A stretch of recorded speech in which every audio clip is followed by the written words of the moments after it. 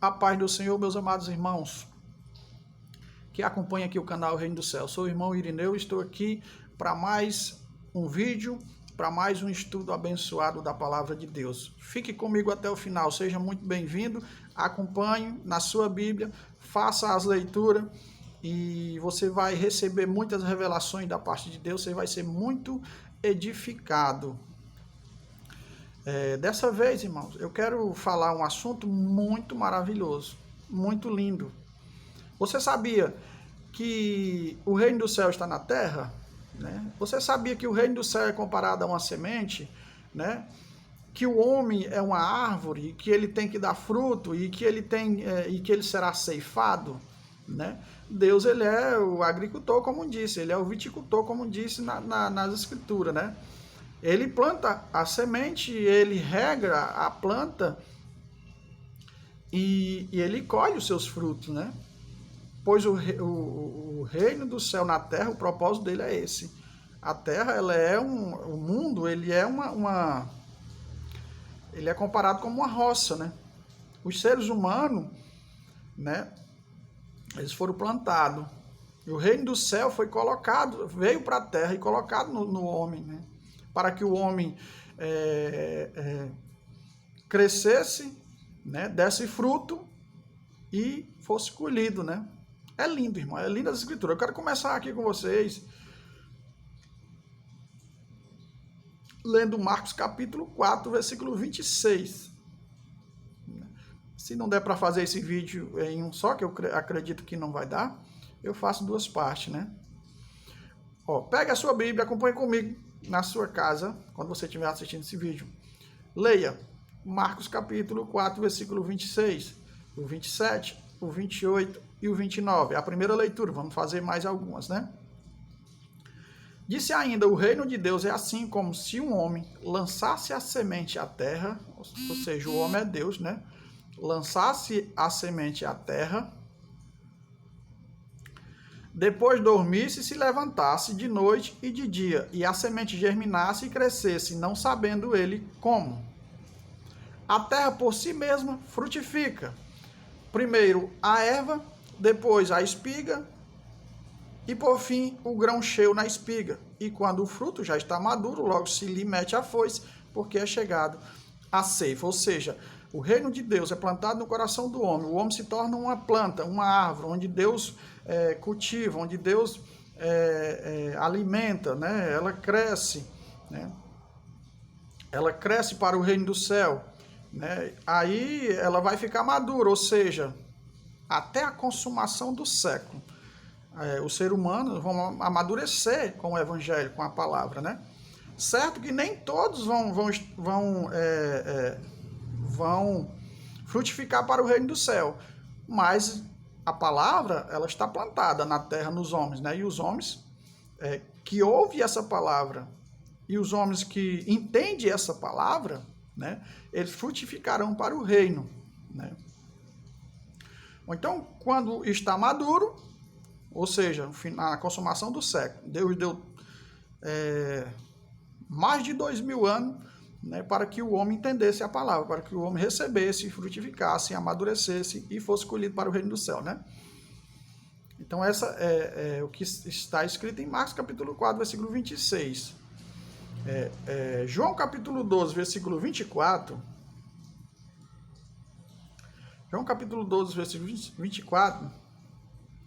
Ele diz assim, em verdade vos digo, se o grão de trigo caindo na terra não morrer, fica ele só, mas se morrer, produz muito fruto. Ou seja, ele está dizendo que ele, Jesus, ele é comparado com o grão de mostarda, ou seja, o reino do céu. Então ele caiu na terra e teve que morrer. Quando a gente olha essa parábola, a gente vê que verdadeiramente uma planta, uma semente, quando ela é lançada na terra, ela tem que morrer para nascer, né? Ele está dizendo isso, que o grão de trigo caindo na terra, não morrer fica ele só, mas se morrer produz muito fruto. Ou seja, ele caiu na terra, na sua sepultura foi semelhado com a plantação, a semente plantada. Na sua ressurreição, como o nascimento, né? E a pregação do evangelho aos homens foi o fruto de Cristo, né? Então, da mesma forma, nós somos, o reino é plantado em nós através do evangelho, nós temos que morrer, porque a Bíblia diz que aquele que está em Cristo tem que crer que morreu, que já morreu e que também já ressuscitou. Por quê? Porque não vive mais para o mundo, não vive mais, quando conhece a verdade, não vive mais na prática do pecado, não vive mais praticando as coisas que o mundo ensina, mas praticando as coisas do reino. É por isso que o homem tem que nascer de novo, ou seja, a gente nasceu primeiramente como uma semente qualquer, mas depois que ouvimos a palavra, somos novas criaturas e nascemos outra vez para o reino do céu. Todo aquele que nasce para o reino do céu é trigo, né? Todo aquele que morre para o mundo e nasce para o reino do céu é trigo, ou seja, no arrependimento e no batismo, nós somos essa semente que agora temos outra oportunidade de nascer de novo e somos trigo, nós éramos joio, né? Então você está vendo que ele diz que a semente tem que ser plantada, né? E tem que morrer, tem que nascer para frutificar. Porque Deus vai semear, Deus vai colher essa semente, né? Deus vai colher essa semente. Lembrando que isso está nos profetas, né? Está nos profetas, na revelação de um dos filhos de Oséias, lá no capítulo 1, logo no início, né? Que é Gisrael, significa Deus semeia, né? Deus semeia e depois Deus vai colher, né? Vamos para Mateus capítulo 13, porque Mateus capítulo 13, ele é um capítulo somente de parábolas, né? Somente de parábolas. Todas as parábolas que Jesus contou é acerca do reino, acerca da salvação, né? Acerca da vida eterna, né? Ele falava por parábola, mas aquele que examinar vai entender, né? E é bom que a gente venha entender, porque a Bíblia diz, ele vai dizer aqui na parábola lá, que aquele que não entende, o inimigo arrebata, né? Você lê as escrituras, mas não compreende, o inimigo arrebata para você não querer mais a palavra, não compreender, né? Eu vou começar aqui, vou fazer uns cortes aqui, vou ler só um pouquinho, mas você lê na sua Bíblia em casa todinho, né? A parábola toda. Está escrito no capítulo 1, no capítulo 3, no versículo 1 está escrito: naquele mesmo dia, saindo Jesus de casa, assentou-se à beira-mar, e grande multidão reuniram perto dele, de modo que entrou num barco e se assentou, e toda a multidão estava em pé na praia. E de muitas coisas lhe falou por parábolas, dizia: eis que o semeador saiu a semear, né? Eis que o semeador saiu a semear.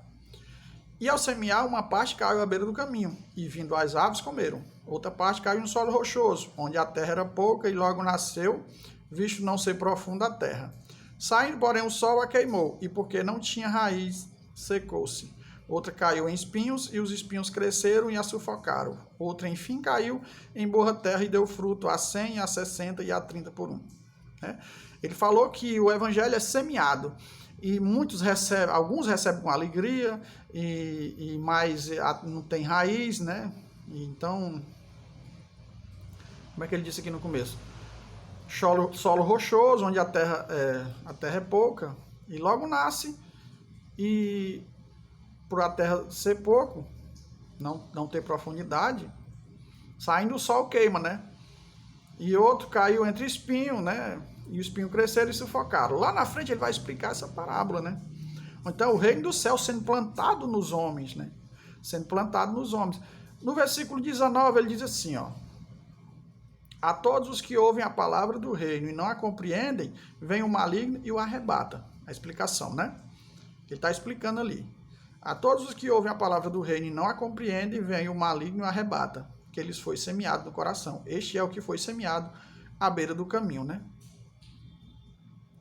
Ou seja, o evangelho é pregado e a pessoa diz: eu não compreendo não, é muito difícil. Ou então o inimigo já vem e arrebata já tira o evangelho de dentro do coração daquele, porque diz que não compreende, né? O evangelho você tem que se esforçar, a palavra você tem que se esforçar, buscar em oração, né? Para que você compreenda. Tem muita gente que diz: eu não compreendo, e pronto, não quer mais. Não insiste, né? As pessoas insistem em tantas coisas na vida, coisas sem fundamento, sem futuro, né? Elas são tão insistentes e às vezes são vitoriosas naquilo que elas querem, por conta de ter sido insistente, né? E a questão da palavra do reino dos céus, elas não são insistentes, né? onde Jesus disse, batei, batei, dá-se-vos-á, né? Ele está dizendo que seja insistente, né? O reino do céu é tomado por esforço, diz em outra passagem, né? Tem que ser insistente. As pessoas desistem, porque o inimigo vem e não deixa mais ela ir, né? O que foi semeado em solo rochoso, esse é o que ouve a palavra e a recebe logo com alegria, mas não tem raiz em si mesmo, sendo antes de pouca duração. Em lhe chegando a angústia ou a perseguição por causa da palavra, logo se escandaliza, né? Recebeu, achou interessante, achou bonito, mas logo alguém diz, tu agora vai deixar as nossas amizades, nós fazia isso, aquilo outro, agora tu vai deixar isso? Ela se escandaliza, né? Porque viver para o reino do céu é diferente de viver para o reino do mundo, né? Ela se escandaliza. Tu vai deixar a roda no nosso círculo de bebida, né? Aí ela, é mesmo, não posso deixar essas coisas que são muito antigas, que são muito boas, que a gente viveu sempre, muita boa, coisas boas entre nós, né? Se escandalizam e não cresce, não frutifica, né? O que foi semeado entre os espinhos é o que ouve a palavra, porém os cuidados do mundo, a fascinação das riquezas sufocam a palavra e fica infrutífera, né? Os desejos, riquezas, né? Lembra do jovem rico? Né? Ele disse assim, vende, se tu quer um lugar no reino do céu, vende tudo que tu tem, me segue, né? Aí ele vendo que tinha muitas propriedades, entristeceu, baixou a cabeça e foi embora, né? Quer dizer, os cuidados da vida, as riquezas da vida, o dinheiro, o amor ao dinheiro, né? Fez com que ele não quisesse o reino do céu, né? Os cuidados do mundo e a fascinação das riquezas sufocam. Mas o que foi semeado em boa terra é o que ouve a palavra e a compreendem, né? Não fique contente se você não compreende a palavra. Busque, né? Busque. Porque os que compreendem é esse onde a semente cai em boa terra. Compreende? Este frutifica e produz a 100, a 60, a 30 por um, né? Uma árvore, a planta, a semente nasce, torna-se uma árvore, dá fruto, amadurece, e o Senhor vai colher, como ele disse lá em Marcos, né? Outra parábola lhe propôs, dizendo, o reino do céu é semelhante a um homem que semeou boa semente no seu campo. Mas quando os homens dormiam, veio o inimigo e semeou o joio no meio do trigo e retirou-se. E quando a erva cresceu e produziu fruto, apareceu também o joio, né? Quando o inimigo vê que não consegue arrebatar, ele planta também o joio no meio, né? Então aqui ele vai dizer que o agricultor falou, arranca o joio, porque ninguém sabe de onde veio. Disse, não pode arrancar o joio, deixa o joio no meio do trigo. Ou seja, no meio da igreja de Cristo, existe pessoas disfarçadas de verdadeiros cristãos, né? Mas Deus disse que não pode tirar, só pode tirar no dia da colheita. Depois eu vou fazer um vídeo explicando que a ceifa, né? A ceifa lá em Mateus, é os anjos que vêm colher, né? Que ele está explicando aqui na parábola. Os anjos vêm e faz a colheita, né? Ele diz assim, deixai crescer junto, no versículo 30, de Mateus 13. Deixai-os crescer junto até a colheita. E no tempo da colheita, direi aos ceifeiros, ajuntai primeiro o joio, atai-o em feixes para ser queimado, mas o trigo recolhei no meu celeiro. Ou seja, Mateus 24, 29, 30, 31, está dizendo, o sol se escurecerá, a lua não dará sua claridade, os poderes do céu serão abalados. Então aparecerá no céu o sinal do Filho do Homem, e todas as tribos da terra se lamentarão e verão o Filho do Homem sob a nuvem do céu com poder e muita glória. Aí enviará os seus anjos com rijo, clangor de trombeta, aos quais ajuntarão de 1 aos 4 cantos dos céus, né, os seus escolhidos. Ou seja, Jesus volta sobre as nuvens para fazer a colheita, e os anjos são os ceifadores, né, que vão colher os frutos, né, os frutos dos homens. Então você lê essa parábola também todinha, né? Que não vai dar tempo.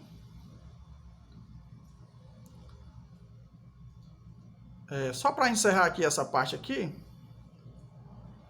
no versículo 37 de Mateus capítulo 13, ele vai explicar algumas coisas, né?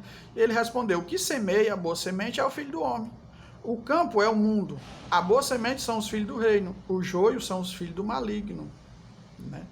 O inimigo que o semeou é o diabo. A ceifa é a consumação do século. E os ceifeiros são os anjos, né? Que eu acabei de explicar. Lá na volta do Senhor sobre as nuvens, os anjos vêm com ele para colher, né? Pois assim como o joio é colhido e lançado ao fogo, assim será na consumação do século. Mandará o Filho do Homem os seus anjos, que ajuntarão do seu reino todos os escândalos e os que praticam a iniquidade, e os lançarão na fornalha acesa. Ali haverá choro e ranger de dentes. Então os justos resplandecerão como o sol no reino do seu Pai. Quem tem ouvido para ouvir, ouça.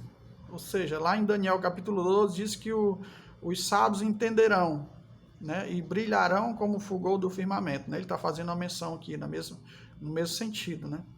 Então ele está falando da sua volta, no meio de Mateus 24. Né? Lá em Marcos, uma coisa interessante, Marcos capítulo 8,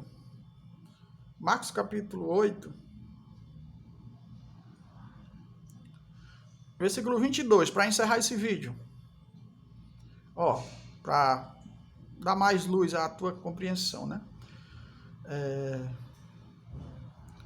Jesus se encontra com o cego, no versículo 23 diz assim: Jesus, tomando o cego pela mão, levou-o para fora da aldeia e, aplicando-lhe saliva aos olhos e impondo-lhe as mãos, perguntou-lhes: vê alguma coisa? Este, recobrando a vista, respondeu. Olha o que ele responde. Vejo os homens, porque como árvore os vejo andando, né? O cego era cego, não via nada. Quando ele passou a ver um pouco, ele viu os homens, ele viu a realidade, ele teve uma visão, né? Ele viu os homens como árvores. Ó? O que revelação, que coisa espiritual. Ele viu os homens como árvore, andando, né? Verdadeiramente revela as parábolas, que os homens são árvores, são sementes plantadas e se tornam árvores, né?